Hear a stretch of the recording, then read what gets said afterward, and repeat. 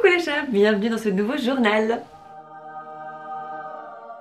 Dans mon journal, c'est mon journal. Alors aujourd'hui je vais revenir un petit peu sur les éléments marquants de ma semaine. Il y en a eu plusieurs. La première dent de Charlize. Oh my god, ce step, j'étais pas prête. Je n'étais pas prête. Je la voyais qui mordait tout ce qu'elle pouvait, mais je sentais pas arriver la dent. Je voyais pas blanc, vraiment je n'ai pas vu arriver cette dent. Je me disais il y a encore le temps parce que par exemple Léo et Axel, ça a fait ça pendant longtemps avant que ça perce vraiment. Puis avant que ça perce, on voyait quand même la trace blanche, etc. Là, rien du tout. Vraiment du jour au lendemain, elle s'est couchée un soir sans dents, elle s'est réveillée le matin avec une dent et du coup, c'est Connor qui met son doigt comme ça, il fait oh, mais elle a une dent qui va pousser là. Je mets mon doigt, je dis eh ben non, elle est dehors.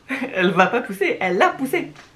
Donc je m'étais pas préparée à ça. C'est vrai que après, bon c'est totalement normal, 5 mois et demi, bientôt 6 mois, qu'elle ait sa première dent. Je sais que Léo avait eu sa première à 7 mois et Axel à 6 mois, enfin pas loin des 7 mois aussi. Donc un petit peu plus tôt que les garçons. Mais ouais, sans crier gare, sans faire de fièvre, sans avoir la diarrhée, sans tout ce qui accompagne normalement la sortie d'une dent. Bah j'étais super contente que ça se passe si bien pour elle. Elle a pas l'air d'en souffrir, enfin elle mord mais elle pleure pas. J'ai pas l'impression qu'elle ait de douleur. Tant mieux, tant mieux, tant mieux, je suis trop contente. Donc ça c'était vraiment le highlight de la semaine quoi. J'étais pas prête et ça y est, Charlize a une dent, c'est un truc de fou. Ensuite, pour ce qui est de Léo, je vous en ai parlé la dernière fois, j'hésitais à vous en parler parce que je voulais pas trop rentrer dans les détails. C'est quelque chose qui me touche beaucoup et à la fois c'est quelque chose qui le concerne lui, donc j'ai pas envie de m'étaler sur le sujet, mais simplement pour vous dire que je suis hyper contente parce qu'on a trouvé une place chez un psy et qu'on a sa première séance la semaine prochaine. Donc ça c'est vraiment mais une super nouvelle, j'ai vraiment hâte qu'il puisse commencer à voir un psy et puis voir un petit peu comment ça évolue, etc.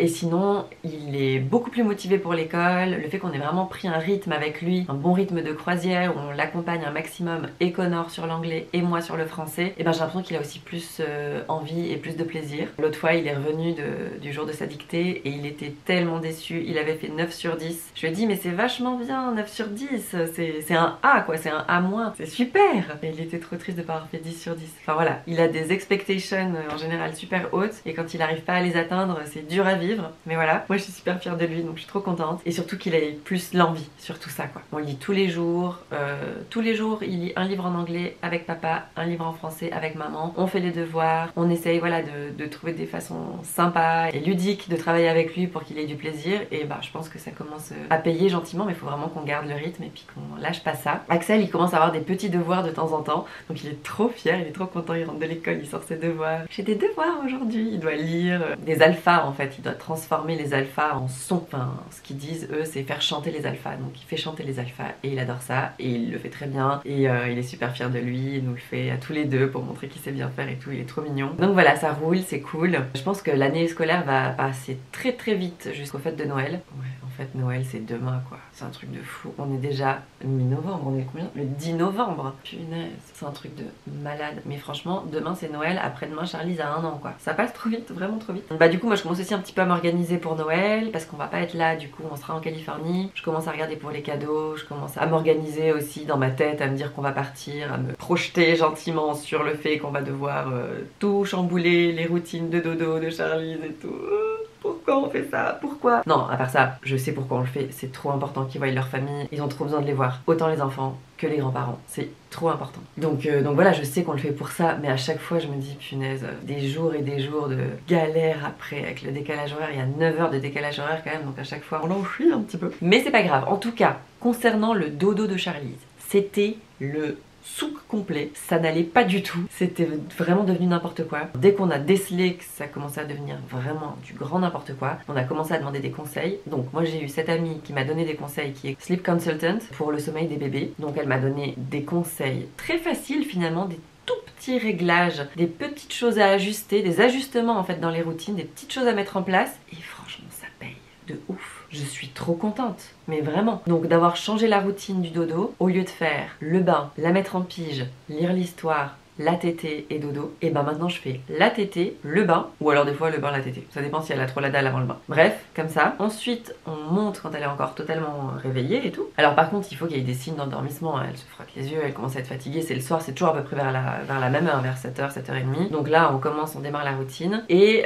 donc je monte, je la mets en pige, je la mets dans sa turbulette et je la mets au lit. On ne fait plus l'histoire parce que j'arrive pas à la caler l'histoire en fait. Faudrait que je la fasse à un autre moment. Mais du coup je l'ai sorti de la routine du soir. L'histoire, je lui lis des histoires mais dans la journée. Mais l'histoire du soir je l'ai enlevée. Je sais pas trop pourquoi d'ailleurs. Mais en tout cas ça marche. Mais bref, du coup je monte, je la mets en pige, je la mets dans sa turbulette et je quitte la pièce. Ça lui arrive de pleurer, mais elle pleure du moment où je quitte son berceau jusqu'à ce que je ferme la porte de sa chambre. Fini. Et surtout pitch black. Vraiment, la chambre est dans la nuit noire complète. Parce qu'avant j'avais tendance à lui mettre des petites lumières, des petites étoiles, des petits machins. Et en fait ça elle m'a dit c'est no way, c'est quand ils vont se coucher, c'est pitch black. J'ai mis des rideaux occultants dans la chambre de Charlize aussi, pour que même quand elle fasse ses siestes, ce soit passablement sombre. D'ailleurs là elle est à la sieste depuis, je vais vous dire, pour dire à quel point ça fonctionne bien toutes ces petites choses. Je l'ai mise à la sieste à 12h55, elle était réveillée, elle a joué un petit peu avec ses petites peluches, elle a pas du tout pleuré hein. Et là il est 15h25 et elle dort toujours.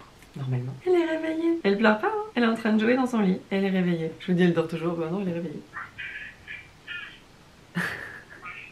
Et d'ailleurs quand elle se réveille comme ça et puis qu'elle nous appelle pas, parce que j'ai même pas eu la notification de la caméra, donc ça veut dire qu'elle a pas pleuré, parce que dès qu'il y a des décibels qui augmentent, j'ai une notification. Tant qu'elle appelle pas, ben on va pas la chercher, parce que du coup c'est des petits moments aussi dont elle a besoin en fait, où elle est tranquille dans son lit, elle touche des petits trucs, elle regarde avec ses peluches et tout, donc trop chou. Faut aussi qu'elle ait du plaisir à être dans son lit, donc c'est trop cool. Donc on a changé la routine comme je vous ai dit. Les premiers jours ça a été assez difficile. Quand on la mettait au lit, elle a pas mal pleuré. Toutes les 3 minutes, on allait dans la chambre, soit Connor, soit moi, et on l'a rassurée, on l'a rassurée. Par contre je la mettais plus du tout au sein. Du moment qu'elle est au lit, le soir c'est terminé. Bon après pendant la nuit quand elle fait un réveil, je lui donne, parce que des fois c'est après 6 heures de dodo et je sais qu'elle a faim, puis elle tète vraiment pendant un moment, donc elle a vraiment faim. Donc là je lui donne quand même. Mais quand on vient de la mettre au lit, si elle pleurait je remontais, je la remettais au sein, je la recouchais. Je remontais, je la remettais au sein, je la recouchais. Je faisais ça des fois pendant 1h30 quoi. Donc là maintenant on monte, on la calme à l'épaule et une fois qu'elle est calme, on la remet dans son lit et on ressort de la chambre. Je vous parle de ça, c'était les 2-3 premiers jours hein. Après maintenant c'est terminé, maintenant on la met au lit, elle dort, c'est terminé. Ça a été 3 jours où pendant 1 heure il a fallu qu'on remonte, et voilà après ouais ça dépend, 45 minutes, 1 heure, elle dormait et maintenant elle a vraiment intégré cette routine là. Donc c'est hyper cool. Après il y a aussi des fois j'ai essayé, mais ça a pas du tout marché, quand elle pleurait, au lieu de ressortir de la chambre, de rester à côté, lui donner la main à travers les barreaux et tout, mais c'était encore pire, elle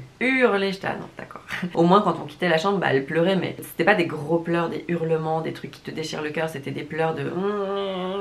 Elle s'agaçait en fait, elle était pas contente parce qu'elle a été habituée à être bercée pour être endormie ou à être au sein, donc d'avoir vraiment un truc qui l'endorme, et là elle l'avait pas. Donc c'était plutôt ça, c'était plutôt un pleur d'agacement. Et en fait elle a vraiment réussi à apprendre à s'endormir seule, tout en ayant quand même notre présence, vu qu'on y allait vraiment toutes les 3 minutes. Ça a été dur, puis en plus ces 3 premiers jours où l'endormissement a été difficile, il y a eu encore pas mal de réveils pendant la nuit, et de pas tenir en tout cas les 6 premières heures sans donner le sein, de tenir ça a été hyper difficile. Du coup j'ai vachement envoyé Connor, parce que moi dès qu'elle me sentait c'était mort, elle sentait le lait. Donc c'est Connor qui a beaucoup géré ces 3 premiers jours un peu plus compliqués, où on a essayé de remettre en place la routine, et maintenant bah nickel quoi. Genre cette nuit c'est Connor qui l'a couchée parce que j'avais un event hier soir, donc c'est Connor qui l'a mise au lit. Elle s'est réveillée quand je suis rentrée vers minuit, du coup je l'ai allaitée parce que ça faisait 5 heures qu'elle dormait, et ensuite elle a dormi jusqu'à 8h30 ce matin. Donc trop bien quoi, vraiment trop bien. Je ne crie pas victoire bien évidemment, parce que je sais que ça ne sert à rien, que tout peut changer du jour au lendemain pour un tout petit truc. Je sais, avec 3 enfants j'ai appris à ne pas me réjouir trop, mais voilà, je vis le moment présent, j'enjoy le moment présent, je suis contente de ce qu'on a pour le moment, c'est très bien, je suis très contente. Elle s'endort avec le smile, elle se réveille avec le smile, donc c'est trop cool et c'est vraiment tout ce que je voulais. Et en fait de bien dormir ça change la vie, réellement, ça change tout. Si vous galérez avec les nuits de vos bébés ou de vos enfants, je le sais parce que Léo il a fait ses nuits à 4 ans, donc ça a été 4 ans de galère intense, mais vous le savez, j'en ai déjà parlé en long, en large et en travers. Je compatis très fort avec vous, vraiment, mais hyper fort, parce que je sais à quel point c'est dur, je sais à quel point ça peut ruiner le moral, la santé, le couple. On se prenait la tête tout le temps pendant la nuit, c'était terrible. Donc enfin quand on avait les problèmes de sommeil avec Léo, donc c'était vraiment compliqué quoi. Et là on s'est dit non, on va gérer différemment, et là je me dis putain, mais si on avait fait ça avec Léo, est-ce qu'il aurait mieux dormi? Je ne sais pas, après vraiment ça c'est tellement personnel. Je pense que chacun a sa façon de faire. Je dis absolument pas que la façon qu'on a de faire c'est la meilleure et c'est ce qu'il faut faire, absolument pas. C'est ce qu'on a fait et c'est ce qui a marché en tout cas pour cette fois. Et puis voilà quoi. Donc je suis hyper contente et j'ai la pêche. Je suis un peu crevée, mais ça c'est le boulot, le temps aussi. Mais non, à part ça, sinon je me sens super bien et ça fait du bien quoi. Vraiment du bien. J'ai l'impression que les choses commencent à aller un peu dans le bon sens. Alors là je parle pas du tout de Charlize ou des enfants, enfin je parle de notre vie de manière générale. Ça a été vraiment compliqué. Je l'ai évoqué sans en parler, je vais pas en parler de toute façon, mais voilà, ça a été, allez, on va dire une bonne année et demie, vraiment pas facile. Et j'ai l'impression que ça commence un peu à tourner. Ça fait du bien, on en avait vraiment besoin. Donc voilà, je suis trop contente. Alors je crois que c'est tout pour aujourd'hui. Je vais aller chercher ma petite Charlize. Ou alors est-ce que Connor est allé la chercher, ou est-ce qu'elle est encore en train de jouer dans son lit? Petite... Des fois elle se rendort même. Ouais, elle s'est rendormie. Bref, je vous fais des gros bisous, je vous souhaite une bonne journée et à très vite pour un nouveau journal. Ciao.